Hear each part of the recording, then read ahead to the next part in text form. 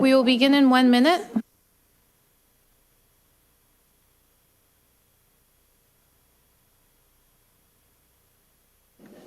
Hi, Councillor Vardy, can you hear us okay? Yes, I can. Thank you.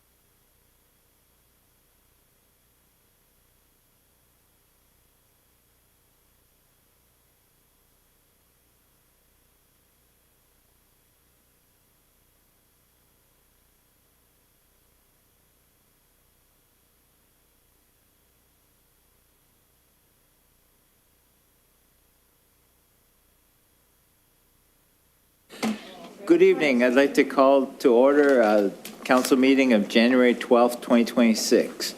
Everyone that can, please rise for the playing of the national anthem.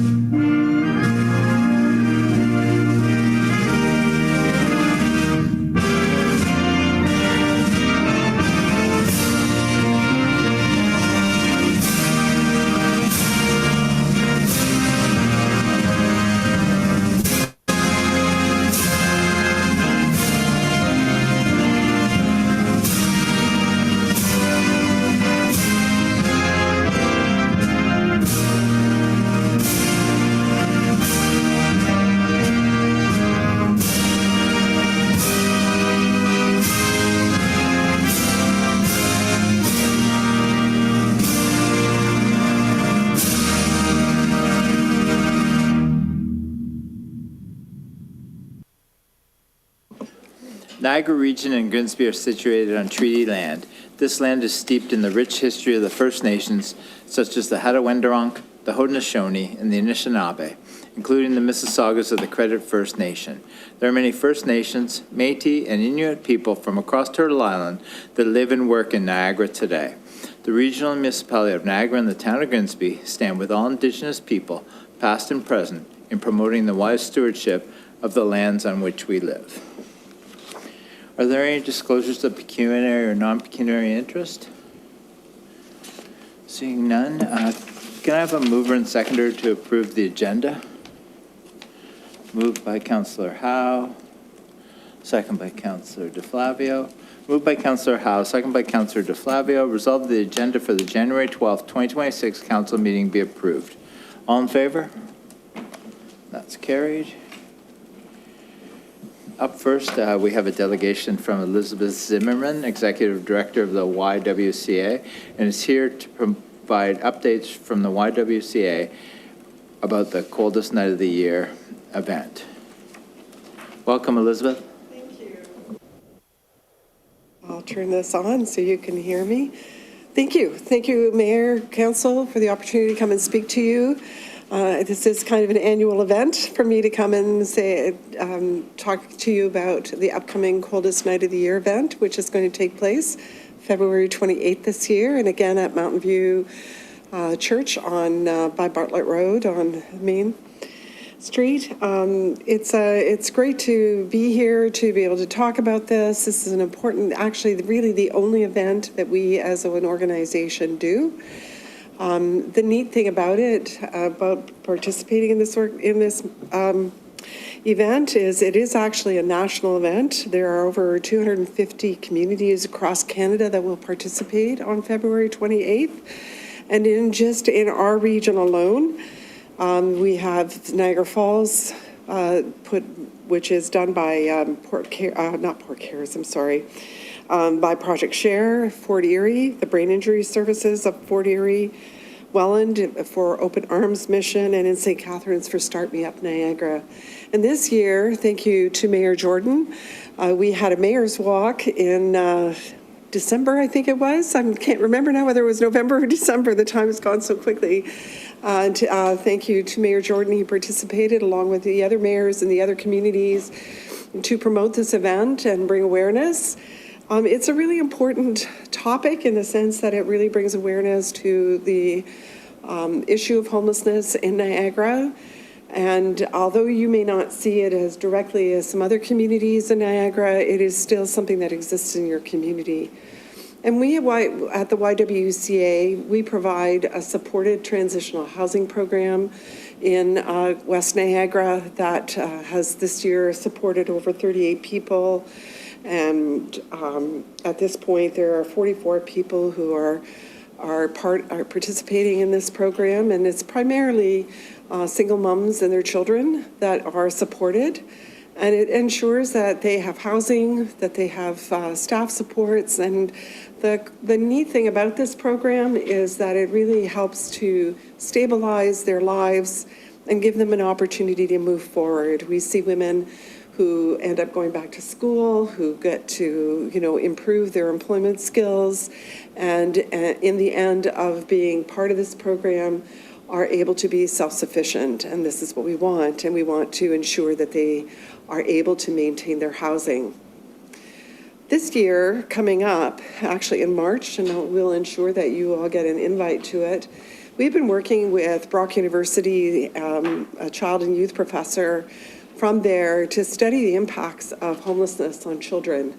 We operate in St. Catharines family shelter units, so this is for families experiencing complete homelessness. And we have an after-school program that we operate where our family shelter is in Oakdale Commons. And we've used that as an opportunity to understand how children are affected by homelessness. I think often when we think about homelessness, we think about, the sort of those stereotypes of a gentleman pushing a shopping cart down the road, but homelessness is much broader than that. And we are serving many families, and it's a growing issue in terms of the number of families that are experiencing complete homelessness. So we've done a research project to understand how this impacts children, and that research project is now complete. And we will be holding an event in March to talk about the findings of that report. So this is even more when we're thinking about West Niagara. It is families that are often most impacted by the risk of homelessness. And what we try to do is ensure that they don't become completely homeless. And so when you support our walk, it is a way of ensuring that vulnerable members in our community have the support services that they need so they don't become completely homeless. And so they also don't have that impact on these children's lives. And it is quite significant when we start to look at what happens for children. And so I'm really thankful that I have this opportunity to come and talk to you, to talk about the event, and to encourage you to participate. There's lots of ways to participate. You'll receive the flyer, and it has information on there on how to register. And I would encourage all of you to participate and support this project. In the end, it helps to support people in your community. So thank you. Thank you very much for your presentation, Elizabeth, and we look forward to joining you on February 28th for the coldest night of the year. Any questions from council? Seeing none, can I have a mover and seconder to receive the delegation? Moved by Councillor Corstangi, second by Councillor Bradsey. Moved by Councillor Corstangi, second by Councillor Bradsey. Resolved that the delegation from Elizabeth Zimmerman be received. All in favor? That's carried. Thank you very much, Thank you. Elizabeth. Have a Thank good you again. evening. Have a good evening. Can I have a mover and seconder to approve the previous minutes? Moved by Councillor Frake, second by Councillor Charwa. Moved by Councillor Frake, second by Councillor Charwa. Resolved that the following minutes be approved. Council, December 1st, 2025. Special Council, December 3rd, 2025. All in favor? That's carried. Can I have a mover and seconder to approve the council endorsement package? Moved by Councillor DeFlavio, second by Councillor Corstangi. Moved by Councillor DeFlavio, second by Councillor Corstangi. Resolved that the council endorsement package from the Grimsby Heritage Advisory Committee dated December 9th, 2025 be approved. All in favor? That's carried. Can I have a mover and seconder to receive the board minutes? Moved by Councillor DeVoli, second by Councillor Bradsey. Moved by Councillor DeVoli, second by Councillor Bradsey. Resolved that the following board minutes be received. Grimsby Public Library, November 12th, 2025. Committee of Adjustment, November 18th, 2025. Grimsby Heritage Advisory Committee, December 9th, 2025. All in favor? That's carried. Are there any announcements this evening? I have one to start. We're really excited to host the grand opening of the Major Refrigeration Peach King Center on Saturday, January 24th from 11 a.m. to 3 p.m. There will be a ribbon cutting ceremony at 11 a.m. and community activities throughout the event. Check out the website for details. The facility opens for regular use the following day, Sunday, January 25th. So we hope to see everyone out there. It's really exciting, and we can hardly wait to see everything finished. Any other announcements? Seeing none. Councillor Seaburn, welcome, and looking forward to your regional update.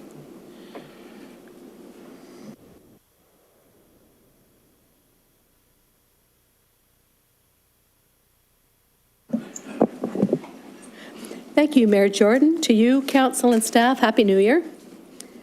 As many of you probably aware, Minister Flack has appointed Niagara Falls Regional Councillor Bob Gale as the new regional chair. Bob's many years in politics and business were some of the factors in selecting him for the replacement chairman. Chair Gale made a visit to Grimsby on December 22nd to meet with Mayor Jordan, the CEO Sarah Kim, Sam Oosterhoff, Tony Josie, and myself to discuss some of the regional issues that affect Grimsby. Plans have been made to show him around Grimsby and speak to him about several important issues, not the least of which is the GO station, a new escarpment crossing, and other items. Beamer Memorial Conservation Area is in the process of a new management plan for the park. Over 850 responses from various engagement methods were received to give direction on what the public would like to see at the park. All the suggestions align strongly with the NPCA's Strategic Plan 2012 to 2031 and the Conservation Area Strategy, reinforcing shared goals around the biodiversity protection, accessible and safe recreation, climate resilience, community learning, and building partnerships with the Indigenous communities. The next phase of the plan will continue these themes with community, with the more holistic management options, and develop into the draft plan. On October 31st, Minister of Environment, Conservation and Parks, Todd McCarthy, announced the proposal for a new provincial agency to lead the implementation of a new, improved Conservation Authorities framework. The proposed agency is intended to provide centralized leadership, efficient governance, strategic direction, and oversight of Ontario's 36 conservation authorities. The proposal would aim to free up resources for frontline conservation work and better align the work of conservation authorities with the provincial priorities of housing, the priority, infrastructure, and climate resilience. The proposed legislature and regulatory changes for consolidation of the conservation authorities would be presented in the spring of 2026. The existing boards would continue to serve until the expiration of their terms at the end of 2026, with changes in governance and structure following the municipal election. There has been a major outcry from conservation authorities, municipalities, and residents who were given until December 22nd to send comments to the province. The NPCA, as well as the other 35 conservation authorities and many municipalities, which I understand will also include Grimsby tonight, and the residents have voiced their opinion of the proposal with a resounding negative response. While the details are too lengthy for this report, I have included a copy of the NPCA position on the regional consolidation of Ontario's conservation authorities, as well as a letter from the Niagara Region's Office of the Regional Clerk, both clearly opposing the proposed amalgamation of the conservation authorities. In other news, which you don't have in front of you, the 2026 regional budget has not been passed yet. There's one outstanding item, that is the police budget, which is currently coming in at 4.5% for the total budget, and not likely to change very much. The region's capital operations and incentives portion of the regional tax bill is coming in at 2.43%. That does, however, give you a total of 6.98.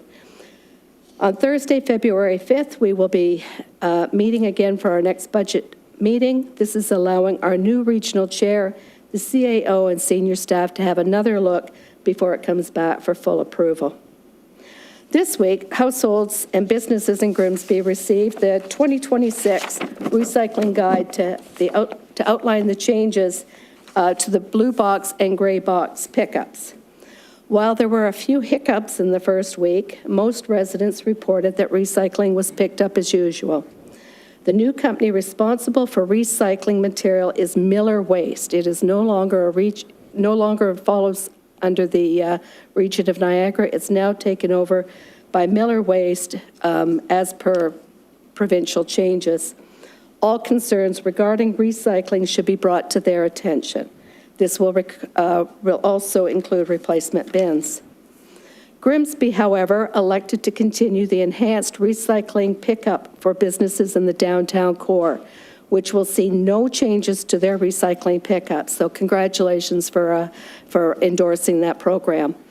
Also, businesses that have residents in their building will be part of the blue box and gray box pickup. There are some new items added to the list of recyclable materials, which include all beverage cups and flexible plastics for blue bin, and the laminated paper and pet food bags in the gray bin. Any questions I can answer, I would be happy to answer. Just before I take questions, just thanks for that report, Councillor Seaborn. The only thing that I want to make clear for downtown is it's once a week now, not Yes. twice a week. So it's just on the Tuesday. Correct. There was quite a bit of recycling put out on the Friday. That's right. You used to have past twice a week. It's once a week. So yeah, it's just on the Tuesday now for the downtown core. Questions from council? Councillor DeVoley.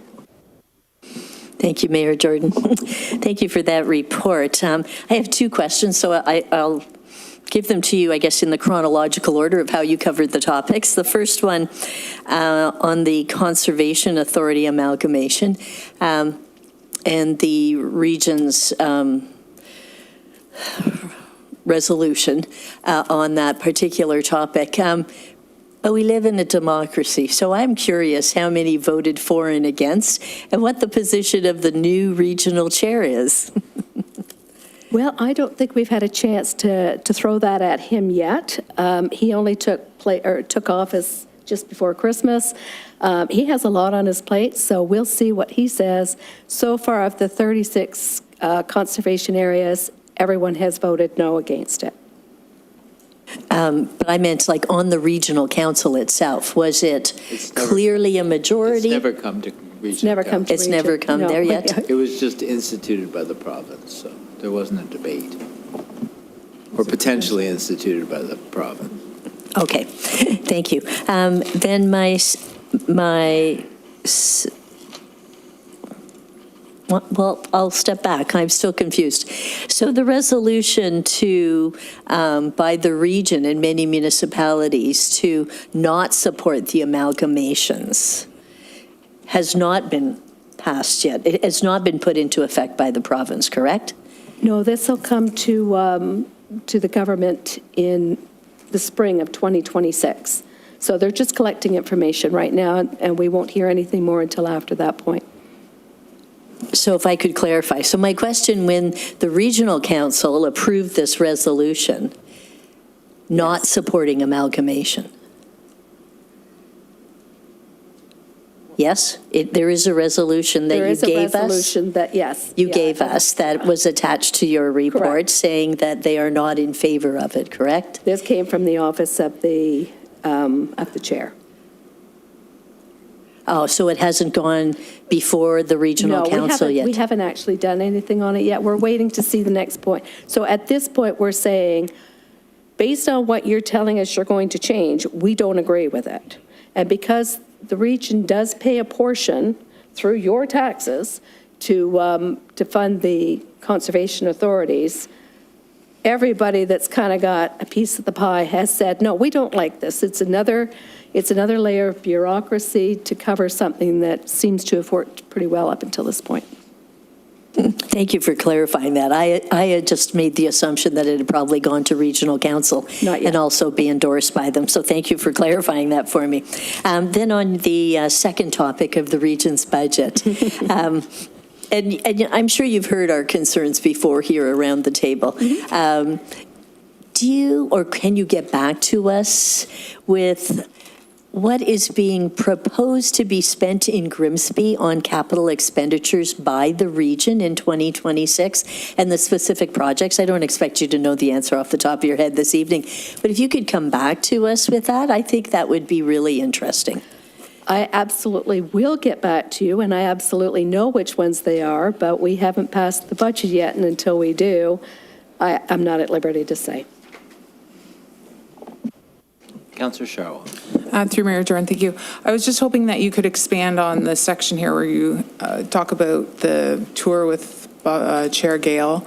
It just says other projects in the loop. So I just kind of want to know what we're advocating for right now. If you can expand on that. There's no surprises. The mayor and myself decided it would be a good idea to drive with him through some of what we call the hot spots, okay? So there's a problem on Park Road right now with odors that shouldn't be a problem for the residents.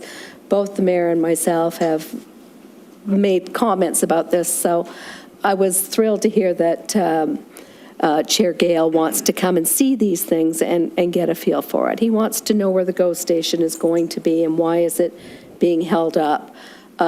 He also wants to know about why has there not been a completed study for the new express route up the hill. And there's a lot of little things that cross over. We're going to talk about roads. We're going to talk about things that are capital projects that we'd like to see put in place and stuff like that. So these are the things in the loop rather than mentioning all of them.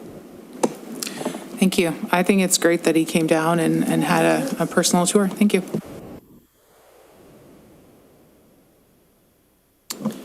Seeing no further questions from council, thank you very much, Councillor Seaborn. Thank you for having me. Have a good night. And just one addition to the conservation areas. Historically, conservation areas in Ontario were all done by drainage, and this is and that was done well over 100 years ago, and it was drainage basins were divided up, and so it was an actual drainage basin. And that's why we have them, and that's why they're like that, and that's why they work so well, because they're dealing with all the water that comes from every one of those regions, and that's why messing with it is just going to cause problems, in my opinion. So I'll leave it at that. Have a good night. All right, can I have a mover and seconder to get the legal costs of appeals to the OLT report on the floor for discussion? Moved by Councillor Howe, second by Councillor Frake. Moved by Councillor House, second, well, Terry, please go ahead. Sorry.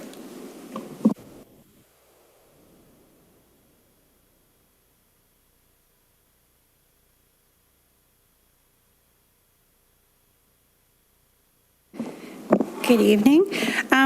So this is a report. I know Council has talked significantly about how much our legal costs have been over the past few years. So what a number of staff tried to do is just try to look at all the appeals we've had since 2022. And it's really hard to line it up to exactly your term, but we tried the best we could.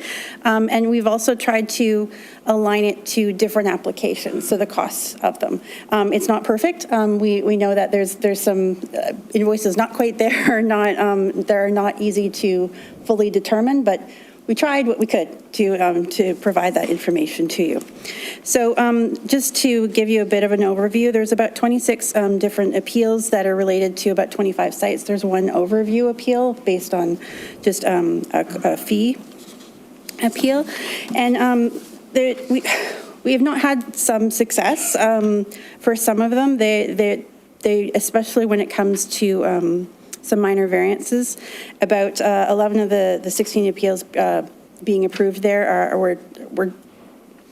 it wasn't, they're not really successful for those because they just went straight to approval for and that's what we were considering success, was straight approval. So there wasn't any mediation or anything like that for that. There are some cases that are still in negotiation and some hearings that have not been done so far. Right now, we're looking at the cost that we've outlined to about $300,000 for just the last 2 years, based on the line-by-line accounting that we could do. But we know, as I said, that it's a little bit over than that. Some of the things that we tried to look at is just the timing of applications. There are some timing issues that we have, particularly when Planning Act applications have certain timelines. And I know we've discussed this several times, that we have to have a decision at certain times. There are some appeals that relate to not having a decision based on those timelines. So site plan for 60 days or something beyond that time period. And applicants will appeal at that time. There are also cases where when we have election periods and we don't have council meetings where we can't have decisions, there have been some appeals at that time as well, where just the time of when the application comes in, there's an appeal related to that. So there's some things we just can't help, but those have come up as well when we were looking at the applications. There's also ones where we're working with people, and oftentimes we are working with applicants where we're past that timeline, but they and we can see the benefit of continuing to work together, and so those are not appealed, which is a success in one way that's not shown here because we're just looking at appeals, right? So sometimes the timing is hard to pinpoint. So one of the things we really wanted to try to address is just to say that there are some points where there's some disagreement for them, and finding solutions is always the best resolution for any planning application. I think that's the basis of all of our planning applications. We're trying to find the best solutions. Looking at mediation earlier in the process could reduce our costs. I'm not saying that is the solution to every opportunity, because sometimes there's issues that we can't resolve, and we really have to go for the fight at the OLT. But there's sometimes that, given the decisions that the OLT is making, where the province and the OLT are very supportive of additional housing, and the arguments are really about neighborhood issues, not necessarily about planning issues, because they look to the provincial policy, regional policy, local policy, and everything like that, where we don't have a very strong argument based on planning principles. We're suggesting that maybe we should be looking at some of those as more opportunities to settle or try and find some cleaner resolution earlier in the process, and then focusing our time when we're looking at appeals for those circumstances where there's real opportunities where we can try to make some mediation and some longer like bigger moves where we can move to that way. So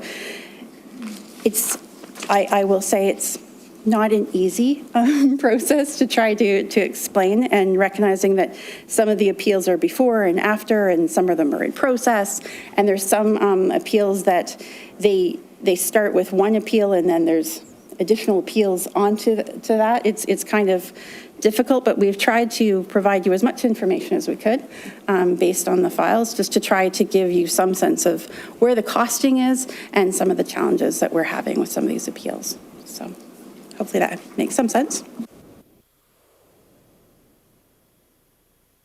Sorry. Councillor DeVoley. Thank you. Terry, you raised a really good point about the number of cases that never go to the OLT.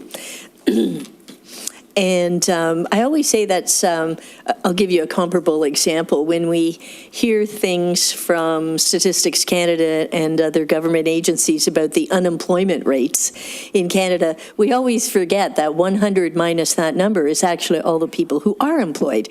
And that's really good news, too. So I realize your report is quite focused on the cases that went to appeal. But might I suggest that the next time you come with the report, or maybe you can even follow up for us, listing all the ones that never went that route, because I don't think we should always kind of focus on the ones that got appealed, but you're right, we should also remember and be reminded of how many never went that way. Councillor DeFlavio. Thank you, Mayor Jordan. Through you. I like the glasses half full approach, but I'm also skeptical of it. So through you, Mayor, Terry, you got a 31% success rate. I'm just trying to get my head around how you came to that number, because I can't think of any OLT case that we won. So not a single one. I'm not trying to be facetious. Like, I honestly don't get. So are you identifying it by that 31% as ones where we came to an agreement that was not? But anytime we go to the OLT, have we ever gotten exactly what we wanted? Has there ever been a case where we've gotten what we wanted at the OLT? Through you, Mr. Mayor, and that's why I said there's levels of success. So yeah, where we have come to some type of agreement at the OLT, where we have gotten some things we wanted and some things maybe we didn't want, but we have gotten some measure of success. I consider it not successful just where it's straight line approved and we got nothing for that. So because in some ways, whenever we go to the OLT, we're losing because we're paying money for it. So it depends on how you look at it, but that's why we're trying to find some measure of success by finding some wins that we could get as part of the result. Thank you. Through you, Mayor. And I like the idea of trying to find the positive, but I think we also need to be realistic about the way things tend to go at the OLT.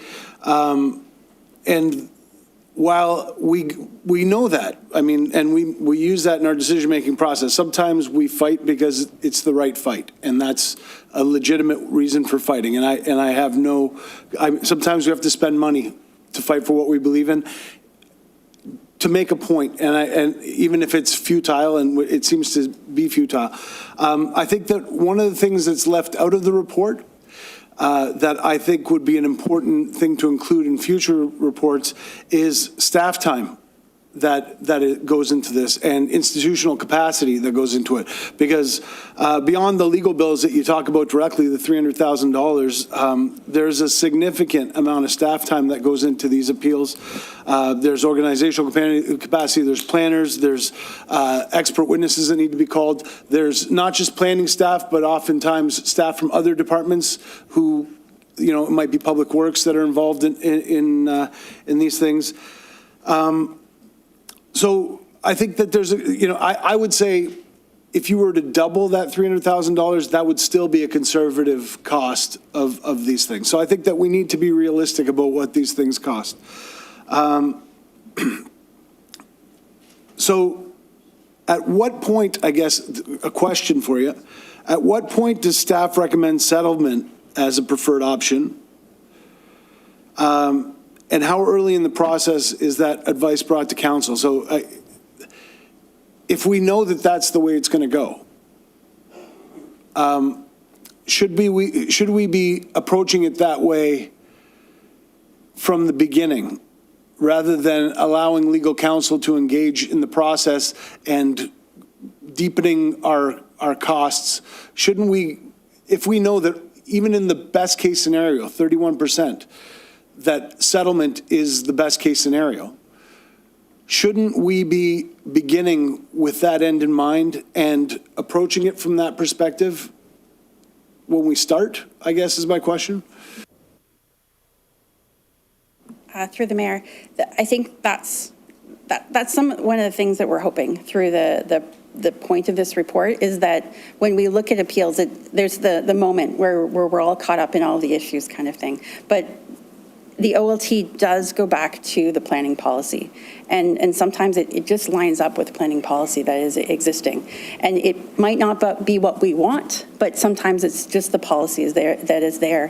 When there are arguments that we can find in planning policy to say, that's just a matter of interpretation, though there is opportunity potentially to have those arguments where we're not saying, maybe we should look to settlement earlier, but that's where I think we should probably focus more of our attention, is where there's true interpretation opportunities there that can be debated upon from a policy lens, that we have a real opportunity and we have a strong fight or a strong commitment from the town to say, that is something we have to fight for. I think that's something that I hope council does consider as they're considering our next steps for every appeal.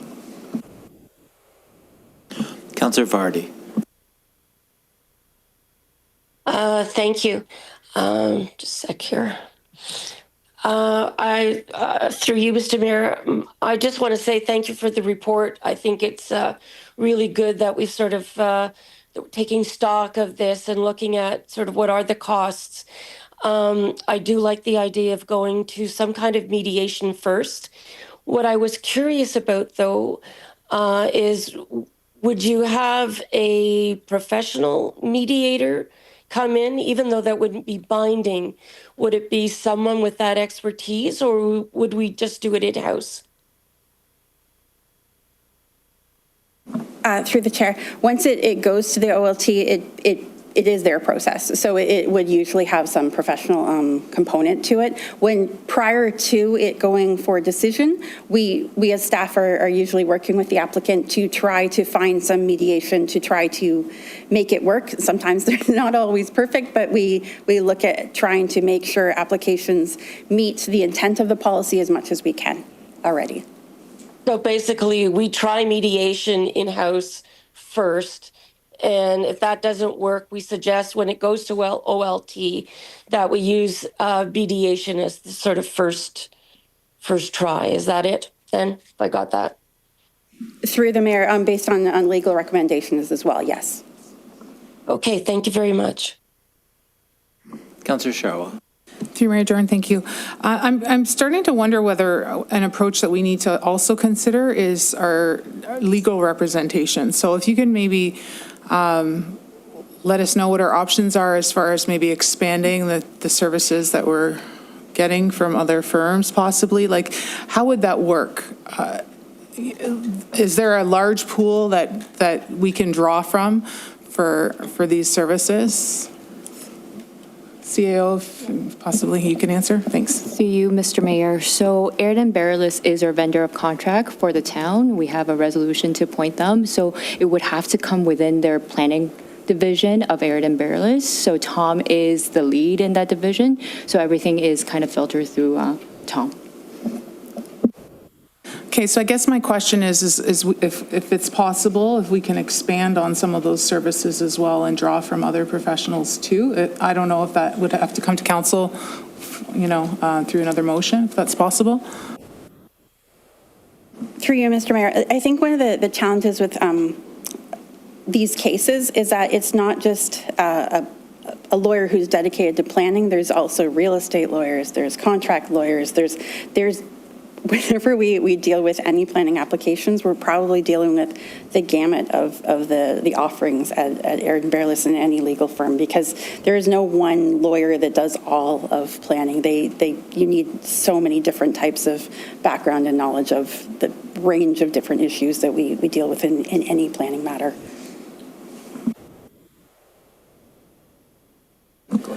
Through the chair, another thing that we've talked about is in certain scenarios, we need to get professional planners, which is different from legal counsel. So when we have to go get a professional planner to defend counsel's position on an application, that's different. That's not legal counsel. Those are that's legal counsel acting as a facilitator to get those professional planners to defend the position. And that can also be a challenge because there's limited people in the field and limited people that are willing to defend the position. They have to agree with counsel's positions. Councillor DeFlavio. Thank you, Mayor. Just a couple more questions. So I guess the question that I forgot to ask was, is this just the cost of doing business? So what I mean is this common throughout municipalities all over Ontario, or is this something that's distinct just to Grimsby? Because, I mean, if it's just part of doing business, and that might be a CAO or a clerk kind of question, then it's just the cost of doing business. It's good to have this information, but that's life, I guess, is for lack of a better way of putting it. But if it's something that's distinct to Grimsby, then what are other municipalities doing different? And should we be changing our procedures, along the way so that we can prevent this, I guess, are the questions. So there's a couple questions there. I don't know who can answer them. Go ahead, Terry. We definitely are changing our processes all the time. As you know, the Planning Act has changed many times. So we've been trying to make sure that we're making decisions in a timely manner based on the requirements of the Planning Act. And if we can't do that, we're working with the applicants to try to say, this is the timeline that we're going to make that decision in, so they're well aware. And usually it's cheaper and easier for them to just work with us to make sure that all the decisions are made, and then it's just an easier process for them instead of going to the OLT. There's always going to be applicants who just want to go to the OLT. That is their whole goal. So they are just writing out the process to go to the OLT. We can't help that. That is just the nature of part of the business that we cannot change. I wouldn't say we're any better or any worse than any other municipality, but it's just something to consider as we're looking at all of our applications to make sure that our policies are up to date, and that's why we're doing our OP and making sure all of those things are up to date, because that helps us have a better defense and more current policies that the OLT can review. But it's always just trying to enhance our processes and our policies to make sure they're reflecting the community, but also in line with provincial policy that makes us have a better case as well. Okay, so again, we do comparator municipalities a lot for other things, jobs. I'd love to know what other municipalities are spending on this kind of thing. And I get that we change our policy, our procedures all the time because of provincial policies, but I mean internally, are there things that we should be tweaking with the way that we do things at the committee of adjustment or at the staff level that could reduce the likelihood of appeals in the first place? It's something to go back and think about, I guess. It's more of a reflection question. I don't know if that's something you can answer here today, but it's something for us to think about as a group. And the other one is, should we establish kind of guiding principles or a financial threshold for when mediation or settlement is presumed to be in the town's best interest? So, at X number of dollars or whatever that looks like, this amount of staff time, should that be what the way that we're looking at things? Do we say at $20,000, we've spent enough on this type of appeal, what's our next step? Or do we just kind of go in there blindly and spend whatever needs to be spent in order to fight that appeal? And I think that's a procedural thing that maybe the next council needs to tackle, but it would be based on what we get back from staff. So I'd love to hear that information so that we have the kind of information we need to make a decision for that in the future. That's all. Thanks. Just one point on that, and this is something we can't always determine up front. Sometimes the OLT will give us an interim order where they'll say, we want you to work on an official plan amendment, or we want you to work on a zoning bylaw amendment. So we can't predict that when we go forward into the case. So that's still legal costs that we have to work with, because there's back and forth with their legal team and our legal team. That is part of the implementation of those orders until the final order is delivered. And we don't know that going into the case at all. So there's the fees of the case itself, and then there's sometimes the implementation costs that there's no way we'd be able to determine that. Just further, because no one's brought it up, now that we have a new official plan, now, do you think that that's going to limit, because it's going to tighten it up, limit like developers interpreting things certain ways? Like, I know still there's going to be developers that their whole application is trying to get to the OLT because they think that they get more than our official plan allows. But given the fact that we have an updated official plan that's been tightened up, modernized, and it's current, do you think that that'll lead to less OLT appeals? I know it's arbitrary and it's hard to say, but... Through you, Mr. Mayor, it should help, but we still have to get the zoning bylaw done. We have to get the official plan done, hopefully by the end of this year. But then the zoning bylaw has to be in line to make sure there is no arguments between the two. But that's the ideal point, is that we have current policies that it's just very clear what we are trying to say, that this is what we want and this is what we don't want.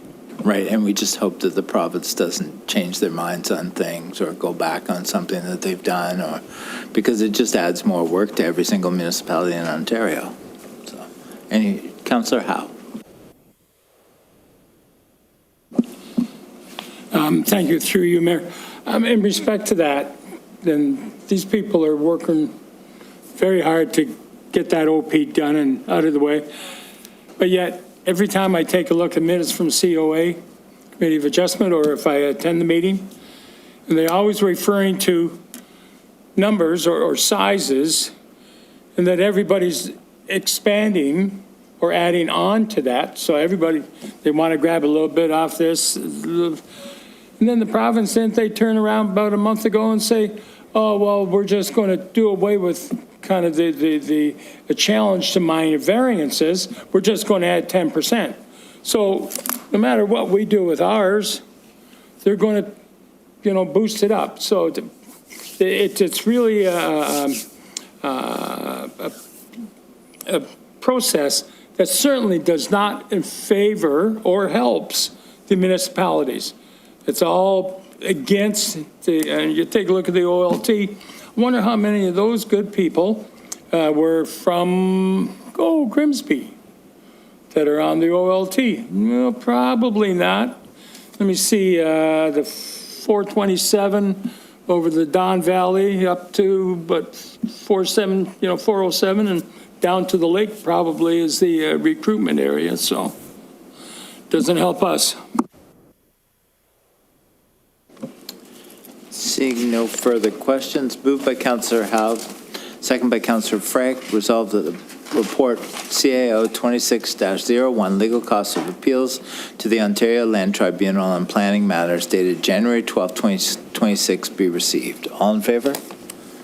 And that's carried. Thanks for your help, Terry. Up next, Councillor DeVolder's notice of motion will be on the floor at the February 9th, 2026 council meeting. Now, can I have a mover and seconder to receive the Integrity Commissioner 2024-2025 annual report? Moved by Councillor Frake, second by Councillor Bradsey. Any questions? Seeing none, moved by Councillor Frake, second by Councillor Bradsey, resolved that the Integrity Commissioner's 2024-2025 report be received. All in favor? And that's carried. Item 17.2 is a report from the Integrity Commissioner regarding a Municipal Conflict of Interest Act complaint. The decision and publication can be found on page 61. The evidence does not support a finding that Section 5 of the Municipal Conflict of Interest Act was contravened, and there is no appropriate basis for the Integrity Commissioner to apply to a judge. This report is before council for receipt only and will be before the BIA on Wednesday, also for receipt only. Can I have a mover and seconder to receive the report? Moved by Councillor Frake, second by Councillor DeVoley.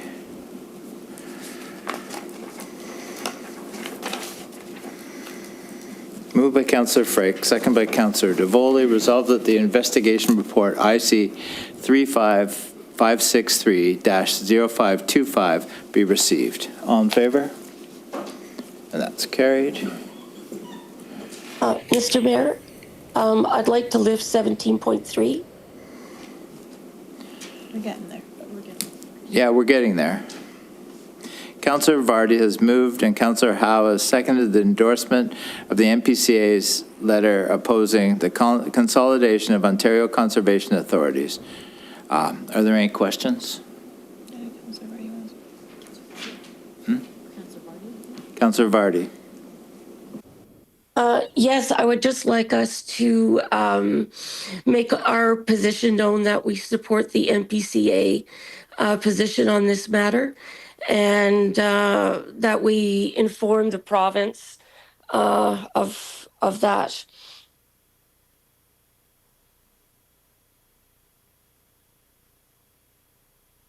Like, as you spoke to it, Mr. Mayor, I think this is the kind of thing that works best when it's in local control, because it's based on where the watersheds actually are. Yeah, we have the resolution here, and I'll read it out now. Moved by Councillor Vardy, second by Councillor Howe. Resolved that Council endorse the NPCA's letter opposing the consolidation of Ontario Conservation Authorities. All in favor? And that's carried unanimously. Next council meeting is scheduled for February 9th, 2026 at 6:30 p.m.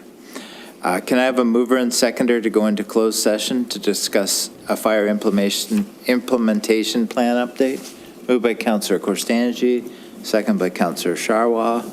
Resolved that council meet in closed session to discuss a fire implementation plan update pursuant to subsection 2392B of the Municipal Act. All in favor to go into closed?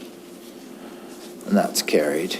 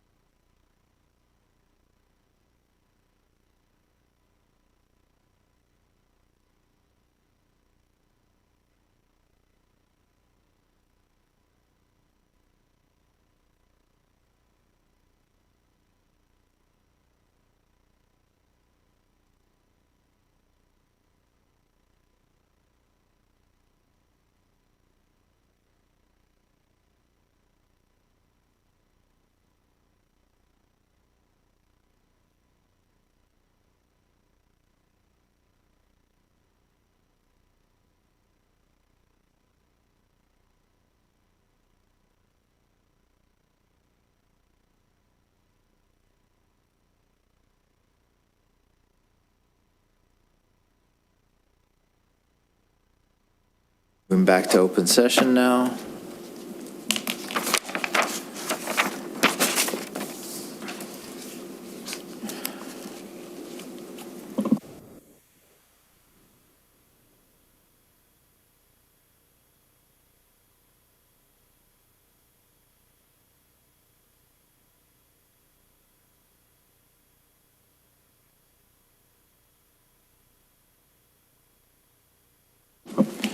All right, can I have a mover and seconder for the closed session direction? Moved by Councillor DeFlavio, second by Councillor DeVoli. Resolved that Jim Kay be appointed as fire chief and that Jim Taylor be appointed as the acting deputy fire chief. All in favor? And that's carried. Welcome aboard, Jim. Can I have a mover and seconder to approve the bylaws? Moved by Councillor DeVoli, second by Councillor Corstangi. Moved by Councillor DeVoli, second by Councillor Corstangi. Resolved that leave be given to introduce bylaws 26-01 to 26-05 inclusive, and that bylaws 26-03 and 26-04 be amended to include the names of the appointed fire chief and acting deputy fire chief, and that same be read a first time, considered, and passed. All in favor? That's carried.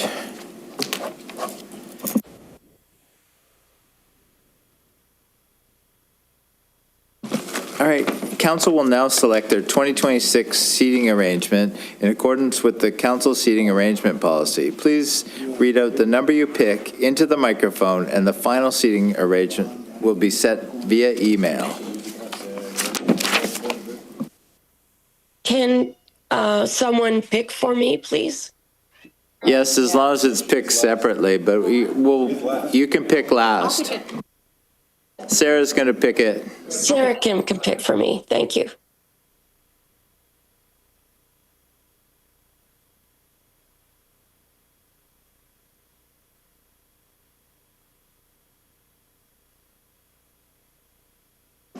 Five. I have 7. I'm 1.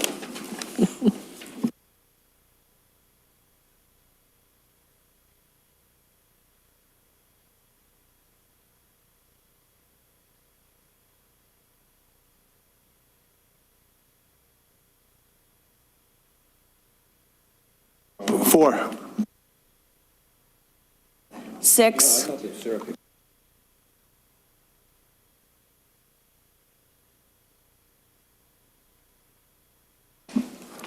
Ocho. 8.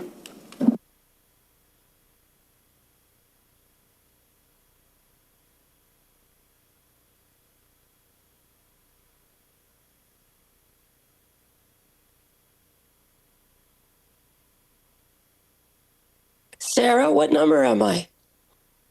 Councillor Vardy, you're number 2. 3. All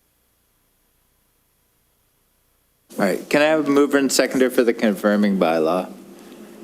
Moved by Councillor Howe, second by Councillor DeVoli. Resolved that leave be given to introduce bylaw 26-06 and the same be read a first time, considered, and passed.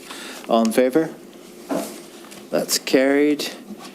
Good evening, everyone, and have a good night. Meeting is adjourned.